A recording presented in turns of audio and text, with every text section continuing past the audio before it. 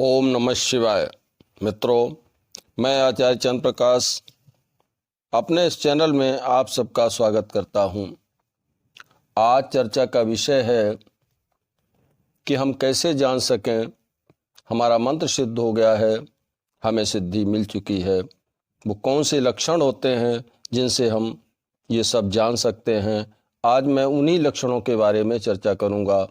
चर्चा करने से पहले मेरा निवेदन है कि जो लोग चैनल पर पहली बार विजिट कर रहे हैं, चैनल को सब्सक्राइब कर लें और बेल आइकन को प्रेस करते हुए उसे ऑल पर सेट कर दें ताकि आने वाली हर वीडियो का नोटिफिकेशन उन्हें सबसे पहले मिल जाए। तो मित्रों, चलिए चर्चा शुरू करते हैं। देखिए, हम मंत्र साधना करते हैं या नाम जप करते हैं, तो हम जब किसी मंत्र का जाप करते हैं तो जाप करते रहते हैं, लेकिन हमारे मन में ये जिज्ञासा रहती है कि हम सही दिशा में चल रहे हैं कि नहीं चल रहे हैं, हमारा मंत्र सिद्ध हो रहा है या नहीं हो रहा है या हो गया है, कैसे पता करें। तो आइए अब हम जान सकते हैं कि हमारा मंत्र सिद्ध हुआ है या नहीं इन लक्षणों को देख करके।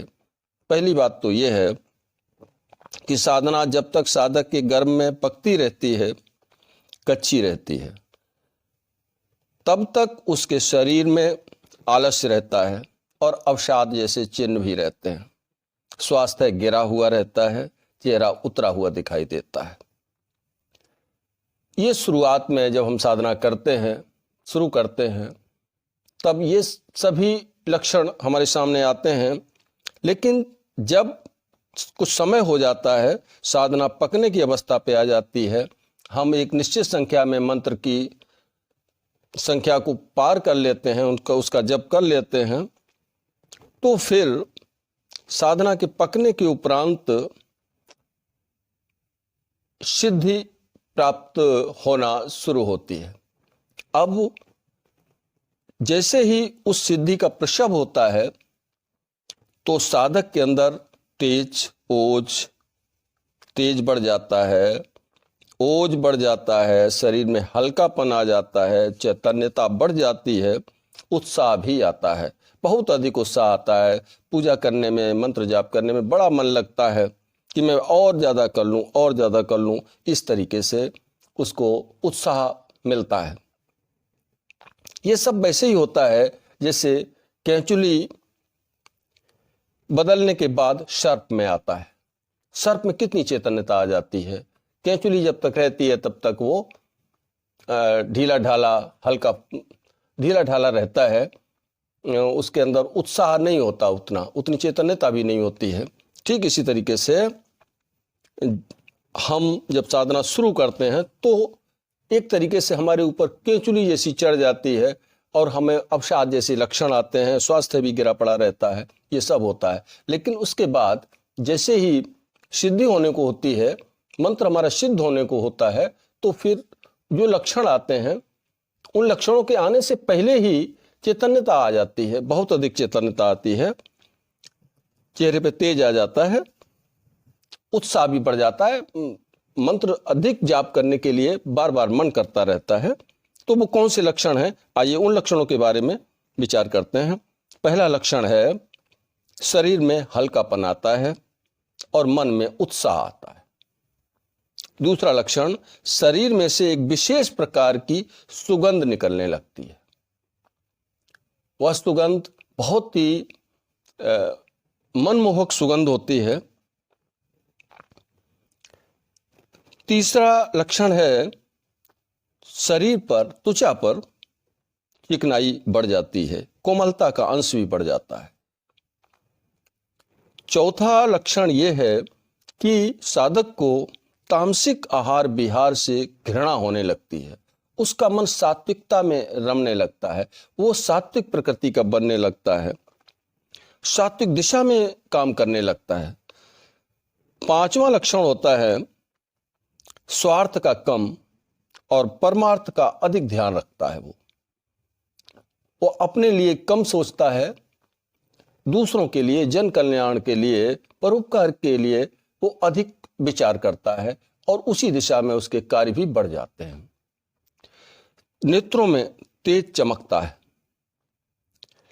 किसी व्यक्ति या कार्य के बारे में जब वो विचार करता है तो तुरंत ही जान जाता है और बहुत कुछ जान जाता है उसके बारे में। बाद में अगर हम परीक्षा करते हैं तो वो सही निकलता है कि मैंने तो ऐसे ही बोला था कि उसका ये काम ऐसे होना है। कोई कार्य के बारे में सोचा तो बोला कि इतने दिन में हो जाएगा इसका काम, या इस तरीके से इसका काम नहीं होगा। तो ये सब बातें बाद में परीक्षा करने पे सच साबित होती हैं। तो भविष्य के बारे में भी जानकारी उसको मिलना शुरू हो जाती है। दूसरों के मन के भाव, यदि कोई व्यक्ति सामने बैठा है और वो किस भावना से आया है और उसके मन में क्या चल रहा है, सारी कुछ डिटेल्स वो स्वयं जान जाता है, पूछना नहीं पड़ता है। भविष्य में घटित होने वाली घटनाएं उसको एक उसके बारे में पूर्वाभास होता है, वो जान जाता है, बड़ी आसानी से जान जाता है। एक जैसे कोई फिल्म चलती है तो इस तरीके से उसके मानस पटल पर वो चित्र अंकित होने लगते हैं, जिनसे वो जान जाता है कि इसके भविष्य में क्या घटित होने वाला है या इस प्रकृति में क्या घटनाएं घटित होने वाली हैं। प्रकृति के बारे में भी जानता है, मनुष्य के बारे में भी जान सकता है। तो प्रकृति पर बहुत हद तक उसका अधिकार कह सकते हैं।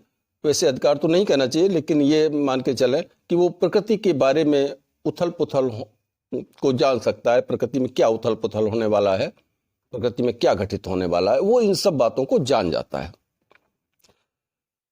अच्छा, वो आखिरी है, वो उसका शाप और वरदान वो देने में सक्षम हो जाता है। वो किसी से दुखी होकर के या किसी पर क्रोधित होकर के कोई श्राप दे देता है तो वो फलित होता है, और उसके श्राप को कोई काट भी नहीं सकता, क्योंकि वो उसकी आत्मा से निकला हुआ शब्द होता है और साधना से संपन्न होता है वो व्यक्ति। तो उसके शब्द जो हैं, शब्द नहीं रहते हैं, उन शब्दों में विशेष ताकत आ जाती है और उसके श्राप फलित होते हैं। इसी प्रकार से उसके वरदान भी फलित होते हैं। किसी को खुश होकर के आशीर्वाद दे देता है, उसका कार्य बन जाता है। तो इन चीजों से हम जान सकते हैं कि हमको सिद्धि प्राप्त हो गई, हमारा मंत्र सिद्ध हो गया है। लेकिन एक चीज मैं इसके साथ में आपको बताऊंगा कि आप इन चीजों को थोड़ा छिपा के रखें। जिसको भी परमात्मा की कृपा से इस तरह की सिद्धि मिल गई है तो उसको छिपा के रखे, उसको बर्बाद ना करे, क्योंकि उसमें उसकी शक्ति का ह्रास होगा। जो शक्ति उसने तपस्या करके, उसने परेशानी उठा करके, दिन रात मेहनत करके जो अर्जित की है, वो व्यर्थ के कार्यों में, जादूगरी में वो उसको खर्च ना करे कि मैं तो ये कर सकता हूँ, मैं तो वो कर सकता हूँ। इस तरीके की बातों में वो उसे नहीं पड़ना चाहिए। तो मित्रों, ये जो जानकारी वीडियो में दी गई है, आशा करता हूँ आपको पसंद आई होगी। अगर आपको पसंद आई है तो इसको आप वीडियो को लाइक कर दें और अपने मित्रों में भी शेयर करें, ताकि ये जानकारी उन लोगों तक भी पहुंचे। वीडियो देखने के लिए हम आपका धन्यवाद करते हैं और अब आपसे विदा लेते हैं। मिलेंगे अगले वीडियो में नई जानकारी के साथ। तब तक के लिए ओम नमः शिवाय, ओम नमः शिवाय।